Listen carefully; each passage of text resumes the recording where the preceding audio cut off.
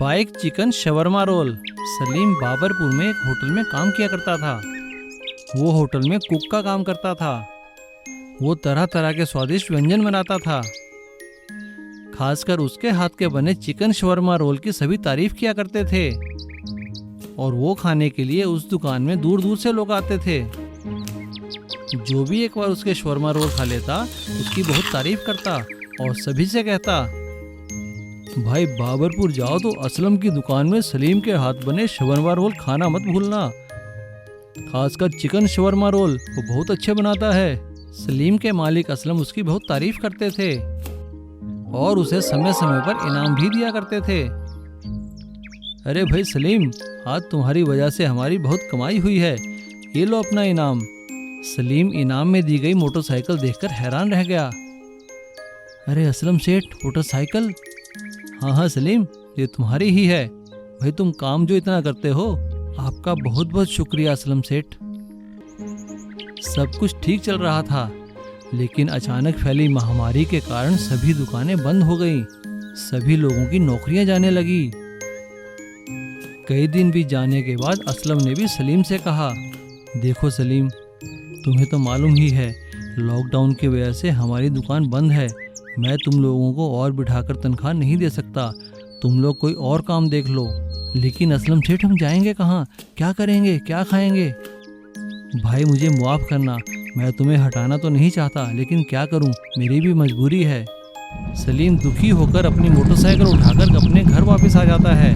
सलीम को उदास देखकर उसके अब्बा उससे पूछते हैं, अरे सलीम मियाँ, क्या हुआ, इतने उदास क्यों हो भाई? क्या करूं अब्बा, नौकरी जो चली गई है, अब क्या करूंगा मैं, मेरी तो कुछ समझ में नहीं आ रहा। अरे बेटा, परेशान क्यों होते हो, तुम्हारे हाथ में हुनर है, कुछ ना कुछ तो रास्ता निकलेगा ही निकलेगा। तभी सलीम का दोस्त जकी वहां पर आता है। सलीम उसे सारी बात बताता है। सलीम की बात सुनकर जकी उससे कहता है, अरे सलीम, तुम परेशान क्यों होते हो? अब तो लॉकडाउन में छूट मिल गई है, तुम एक काम क्यों नहीं करते, अपनी मोटरसाइकिल पे शवरमा रोल बेचना शुरू करो, गली गली जाकर बेचो, देखो अपना खुद का काम करो। सलीम के अब्बा भी जकी की बात में हाँ से हाँ मिलाते हैं।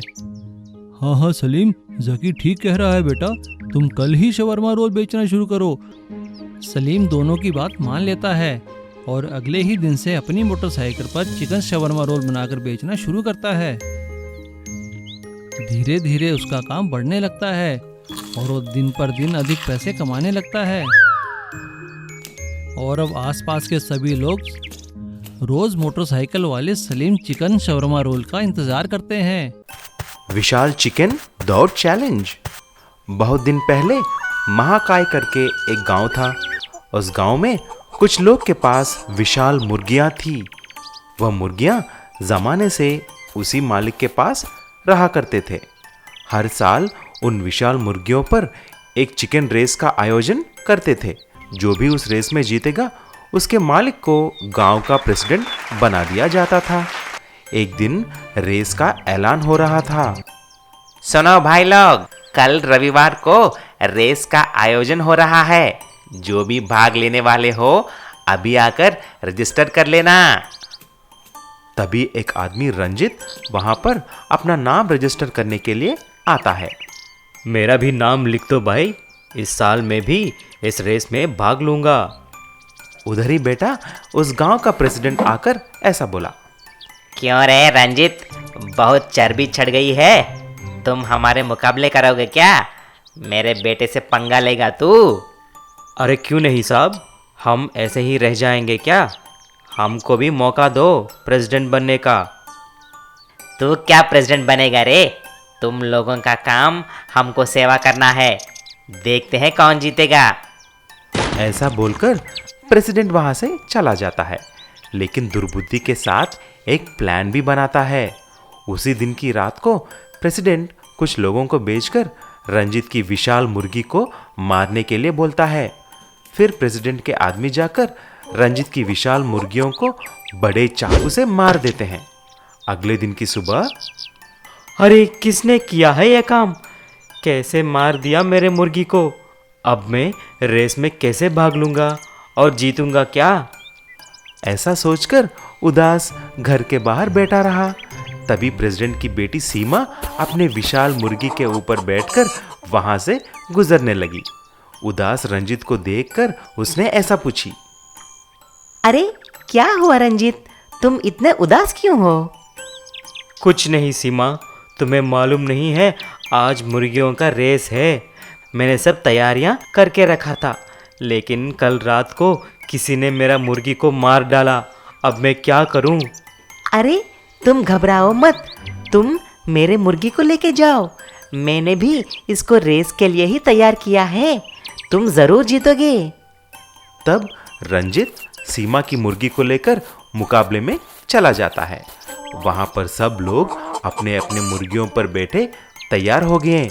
जैसे ही मुकाबले का अनाउंसमेंट होने ही वाला था, तभी रंजित अपने मुर्गी पर बैठकर वहां पर पहुंच जाता है।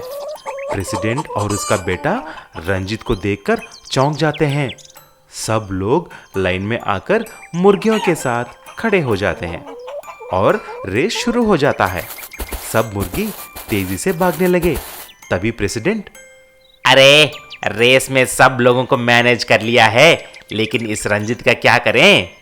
इतने में रंजित की मुर्गी तेजी से दौड़कर प्रेसिडेंट की बेटे की मुर्गी को पीछे छोड़कर रेस जीत जाता है। सब लोग रंजित प्रेसिडेंट करके चिल्लाने लगते हैं। रंजित की जीत देखकर प्रेसिडेंट और उसका बेटा मुंह छुपाकर भाग जाते हैं। किशनलाल की चांदपुर में एक कार वर्कशॉप थी। वो बहुत ही कुशल कार मैकेनिक था। जैसी भी बिगड़ी हुई कार हो वो उसे मिनटों में ठीक कर देता था। आसपास के गांवों से भी लोग उसके पास अपनी कारें ठीक करवाने आया करते थे। किशनलाल की दुकान पर कारों की लंबी लाइन लग जाया करती थी।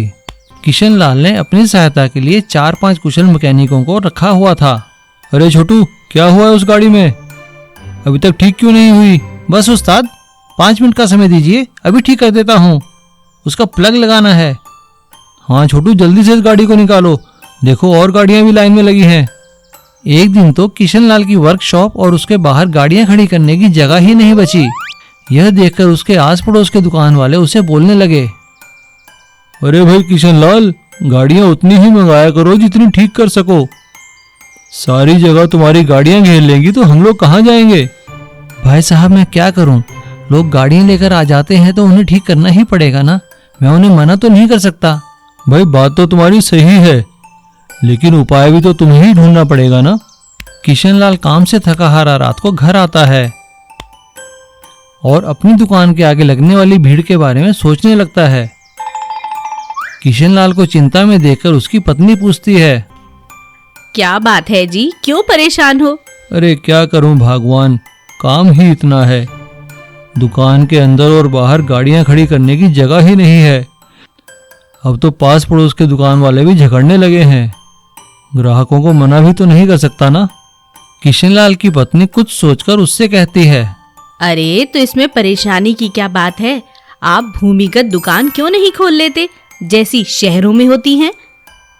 जरा सोचो, कितना दिमाग की बात है ना। हमारे पास तो जगह है, जमीन है, हमें कहीं और जाने की कोई जरूरत नहीं। समझदारी से काम लो और भूमिगत दुकान खोल लो। ये बात तो तुमने बिल्कुल सही कही। मैं कल ही भूमिगत दुकान बनवाता हूँ।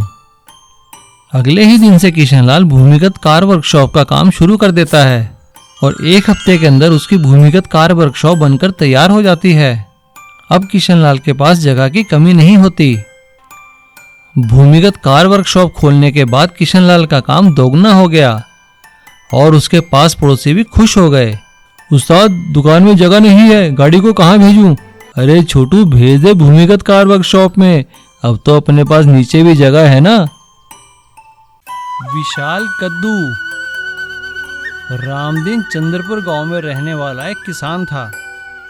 वो अपने खेतों में कद्दू उगाया करता था। उसके खेतों में कद्दू की बहुत अच्छी फसल होती थी। वो हरे कद्दुओं को सब्जी मंडी में ले जाकर सब्जी बनाने के लिए बेचा करता था। उसके खेत के कद्दुओं की सभी तारीफ किया करते थे। अरे आओ भाई रामदीन, कितना माल लाए हो? सेठ जी, 1 ट्रॉली माल है आज। अरे रामदीन, तुम तो जितना माल लाओ उतना ही कम है, हाथों हाथ बिक जाता है तुम्हारा माल। भाई क्या डालते हो ऐसा अपने खेतों में? और वो कद्दूओं को पक जाने के बाद उन्हें मिठाई बनाने की फैक्ट्री में बेच दिया करता था। उसके कद्दूओं से बनी मिठाई बहुत ही स्वादिष्ट हुआ करती थी, क्योंकि वो कभी भी अपने खेतों में केमिकल खाद नहीं डालता था। एक दिन जब वो शहर से वापस आ रहा था, तब उसने एक जगह लिखा हुआ पढ़ा कि बागवानी विभाग ने एक प्रतियोगिता रखी है, जिसके खेतों का कद्दू सबसे विशाल और सुंदर होगा उसे इनाम दिया जाएगा। रामदीन ने भी प्रतियोगिता में भाग लेने की सोची और लग गया अपने खेतों में विशाल कद्दू उगाने। उसने विशाल कद्दू उगाने के लिए अपने घर के पास ही एक हिस्से में बीज लगाया, और जब उसमें बेल निकल आई तो उसकी खूब सेवा करने लगा। रामदीन की मेहनत रंग लाई। देखते ही देखते उसके खेत में बहुत ही विशाल कद्दू पैदा हो गया, जिसे देखकर सब लोग हैरान हो गए। ये कद्दू इतना विशाल था कि उसे वहां से ले जाना मुश्किल था। बागवानी विभाग के अधिकारी रामदीन के खेत में उसका कद्दू देखने आए। उन्होंने उस कद्दू की जांच की और रामदीन की खूब तारीफ की। वाह भाई रामदीन, तुमने ऑर्गेनिक खेती करके इतना विशाल कद्दू उगाया है, पहले इनाम के हकदार तो तुम ही हो, ये लो अपना इनाम। समय बीतता गया, रामदीन का कद्दू पककर सूख गया, लेकिन वो गला नहीं, वो और भी मजबूत हो गया। रामदीन ने उसे वहां से नहीं हटाया। एक साल गांव में बहुत तेज तूफान आया, सभी लोगों के घर और झोपड़ियां उड़ गईं। रामदीन के घर की छत भी उड़ गई। हे प्रभु, तूने मेरी छत उड़ा दी, अब मैं क्या करूंगा, कहाँ जाऊंगा? मकान बनाने में तो समय लगेगा। तभी अचानक रामदीन को विशाल कद्दू देखकर एक आइडिया आया। उसने अपने औजार उठाए और विशाल कद्दू को काटना शुरू किया। उसने उस कद्दू में एक दरवाज़ा बनाया और 2 खिड़कियां बना दी, और उसने उस कद्दू को अंदर से खाली किया, और हो गया रामदीन का कद्दू घर तैयार। रामदीन अपने परिवार के साथ उस विशाल कद्दू में बनाए घर में रहने लगा। और एक बार फिर सभी लोग रामदीन की अकल की दाद देने लगे, और मुसीबत पड़ने पर प्रतियोगिता के लिए उगाया गया विशाल कद्दू रामदीन के लिए घर बन गया।